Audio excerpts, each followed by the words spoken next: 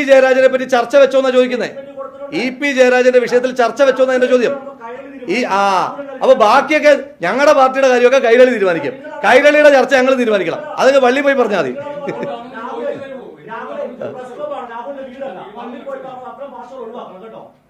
ഇത് പ്രസ് ക്ലബ്ബാണ്, ഇത് പ്രസ് ക്ലബ്ബാണെന്നുള്ള ബോധ്യം എനിക്കുണ്ട്. ഭീഷണിയൊന്നും വേണ്ട. ഞാൻ പറയട്ടെ, ഞാനൊരു 10-16 വയസ്സായപ്പോ പത്തനംതിട്ട വന്നു തുടങ്ങിയതാ.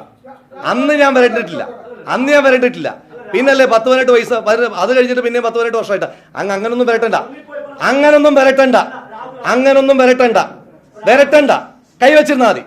കൈവച്ചിരുന്നാ മതി. വരട്ടണ്ട, അത്രേ ഉള്ളൂ. നിങ്ങൾ എനിക്ക് വേണ്ടിയുണ്ട്.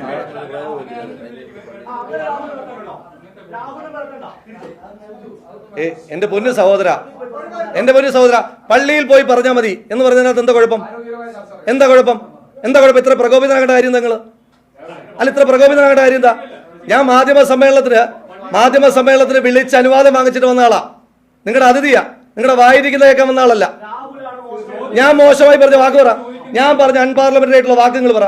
കുറെ നേരമായല്ലോ തുടങ്ങിയിട്ട്. ഒരു അൺപാർലമെന്ററി വാക്ക് പറ. ഞാൻ ഈ മാധ്യമ സമ്മേളനം 50 വർഷമായിട്ട് നടത്തി, 50 മിനിറ്റ് ആയിട്ട് നടത്തി. നിങ്ങൾ തന്നെ പറഞ്ഞു. ഞാൻ പിണറായി വിജയൻ പറയുന്നതിന്റെ കൂട്ട് നിങ്ങളെ വിളിച്ചെടുത്തിട്ട് ചെറ്റത്തരം നിങ്ങൾ കാണിക്കുന്നത് ഞാൻ പറഞ്ഞോ? അല്ലല്ല, ഞാൻ തീർക്കട്ടെ. ചെറ്റത്തരം നിങ്ങളിപ്പോ കാണിച്ചുകൊണ്ടിരിക്കുന്ന ചെറ്റത്തരമാണ് ഞാൻ പറഞ്ഞോ?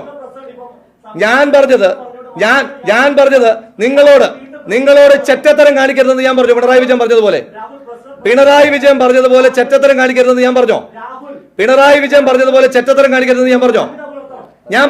അപ്പൊ പിണറായി വിജയൻ പറഞ്ഞ വാക്ക് അമാന്യമാണെന്ന് അങ്ങ് പറഞ്ഞല്ലോ. ഞാൻ പള്ളിയിൽ പോയി പറയാൻ പറഞ്ഞതല്ലാതെ അമാന്യമായ ഒരു വാക്ക് പറ. ഞാൻ അങ്ങയോട് ചെറ്റത്തരം എന്ന് പറഞ്ഞോ?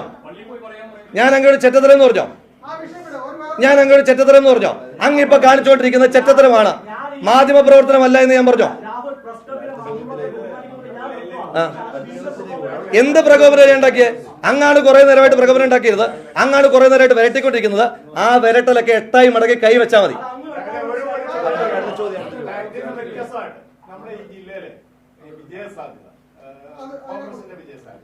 പത്തനംതിട്ടയിൽ വലിയ വിജയം ഇന്ത്യൻ നാഷണൽ കോൺഗ്രസിന് UDF ഉണ്ടാകും. അതായത് ഒരു ആശങ്കയും വേണ്ട. ഞാൻ പറയുന്നത് എല്ലാ കാലത്തും വോട്ടിംഗ് ശതമാനം കുറഞ്ഞതിന് വേറൊരു കാരണം ഞാൻ പറയാം. വോട്ടിംഗ് ശതമാനം കുറഞ്ഞതിന് എൻ്റെ 2 റീഡിംഗ് ഞാൻ പറയാം. ഒന്ന്, 2019 പാർലമെന്റ് തെരഞ്ഞെടുപ്പിലെ ലിസ്റ്റ് ക്ലീൻ ലിസ്റ്റായിരുന്നു. മരണപ്പെട്ടവരുടെയും നാട്ടിലില്ലാത്തവരുടെയും ലിസ്റ്റ് പൂർണ്ണമായി ഒഴിവാക്കിയിട്ടുള്ളൊരു ക്ലീൻ ലിസ്റ്റായിരുന്നു 2019 പാർലമെന്റ് തെരഞ്ഞെടുപ്പിൽ. ഈ തെരഞ്ഞെടുപ്പിലേക്ക് എത്തുമ്പം ലിസ്റ്റ് ക്ലീൻ അല്ല. അതിന് പല അജണ്ടകൾ ഉണ്ടാകാം. ലിസ്റ്റ് ക്ലീൻ അല്ല.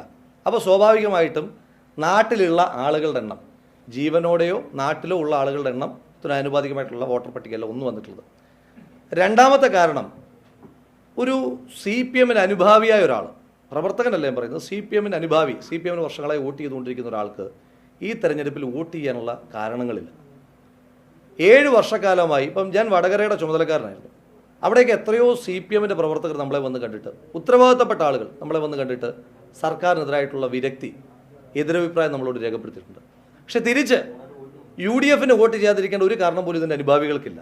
സ്വാഭാവികമായും പ്രതിപക്ഷത്ത് 10 വർഷമായി കേന്ദ്രത്തിലും 7 വർഷമായി കേരളത്തിലും പ്രതിപക്ഷത്തിരിക്കുമ്പോൾ അതിൻ്റേതായ അമർഷവും എതിർപ്പും 2 സർക്കാരുകളോടും UDF പ്രവർത്തകർക്കുള്ളതുകൊണ്ട് ഒരു ആവേശമുണ്ട്.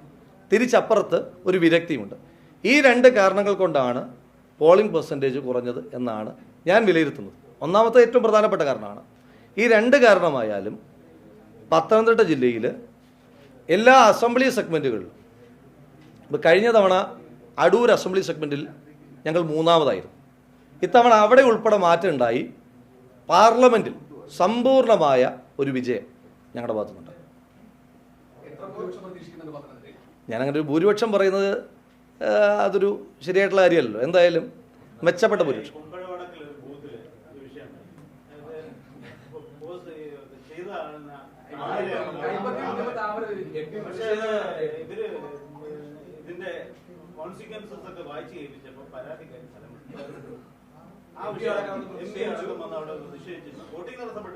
അല്ല, സ്വാഭാവികമായിട്ടും ഇപ്പോൾ അടൂരൊക്കെയും അങ്ങനെ 1-2 പ്രശ്നങ്ങളൊക്കെ ഉണ്ടായിരുന്നു. അത് പിന്നെ ഈ കുമ്പഴയിലെ പോലെ ആ ഗ്രാവിറ്റിയിൽ മാധ്യമങ്ങൾ റിപ്പോർട്ട് ചെയ്തില്ല എന്നുള്ളൂ. സ്വാഭാവികമായിട്ടൊരു പുതിയ സിസ്റ്റം. ഒന്ന്, ഉദ്യോഗസ്ഥരായിട്ടുള്ള ഒരുപാട് ആളുകൾക്ക് ഇതില്ലാത്തൊരു പരിചയക്കുറവുണ്ട്, ഉദ്യോഗസ്ഥർക്ക് പരിചയക്കുറവുണ്ട്. പിന്നെ വോട്ട് ചെയ്യാൻ വരുന്ന ആളുകൾക്കും, ഇപ്പം വോട്ട് ചെയ്യാൻ പോകുന്ന ആളുകൾക്ക് ഒരുപാട് ആശങ്കയുണ്ട്. ഇതെങ്ങനെയാണ്, ഇത് ശരിയാകുന്നുണ്ടോ, ഞാൻ കുത്തിയത് തന്നെയാണോ VVPAT-ൽ വന്നത് എന്നൊക്കെ പറഞ്ഞിട്ടുള്ള കൺഫ്യൂഷൻസ് ആളുകൾക്കുണ്ട്. അതിനപ്പുറം അത് എനിക്കറിയില്ല. ഞാൻ സ്വാഭാവികമായിട്ട് MP-യുടെ വോട്ടർ ഒരു ആശങ്ക പറയുമ്പോൾ MP അത് റേസ് ചെയ്യില്ലേ? MP-യുടെ വോട്ടർ ഒരു ഗൗരവം അല്ല. ഞാൻ പറഞ്ഞത് MP ഉണ്ടാക്കിയൊരു കാര്യമല്ലല്ലോ. MP-യോടൊരു വോട്ടർ കൺസേൺ പറയുകയാണ്. അദ്ദേഹം 15 വർഷക്കാലമായി പാർലമെന്റ് മെമ്പറായിരുന്ന നാട്ടിലെ ആളുകളുടെ കൺസേൺ പറയുമ്പോൾ ആ കൺസേണിനെ അദ്ദേഹം അഡ്രസ് ചെയ്യണോ? അല്ല,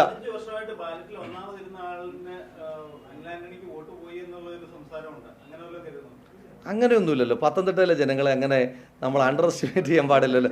നമ്പർ നോക്കിയല്ലോ ആളുകൾ വോട്ട് ചെയ്യുന്നത്. 1, 2, 3 വോട്ട് ചെയ്യില്ലല്ലോ. അങ്ങനെയൊന്നുമില്ല. AK ആന്റണി പറഞ്ഞല്ലോ എൻ്റെ മകൻ തോക്കും, ആന്റോ ആന്റണി ജയിക്കും എന്ന് കേട്ടിട്ടല്ലേ ആളുകൾ വന്നിട്ട് വോട്ട് ചെയ്തേ? സാക്ഷാൽ AK ആന്റണി ഇങ്ങനെ പറഞ്ഞിട്ടുണ്ട്.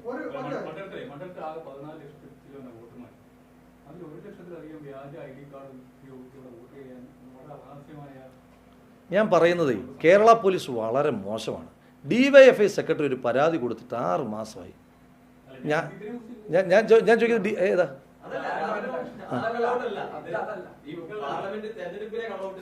എങ്ങനെ?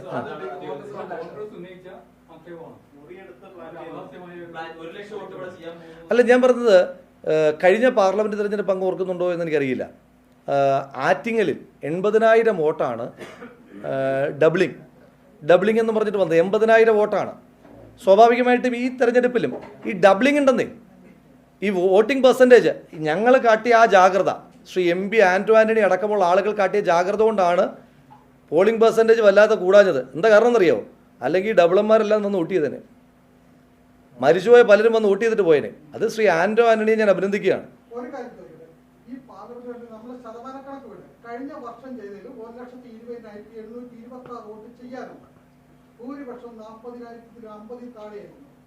ഇത് ചെയ്യാനുള്ള UDF-ന്റെ കണക്കെടുപ്പ് പ്രകാരം തന്നെ 60,000-ൽ പരം വോട്ട് UDF-ന് പരമ്പരാഗതമായി ചെയ്യുന്ന വോട്ടിൽ നിന്നാണ് കുറവ് വന്നിരിക്കുന്നത്.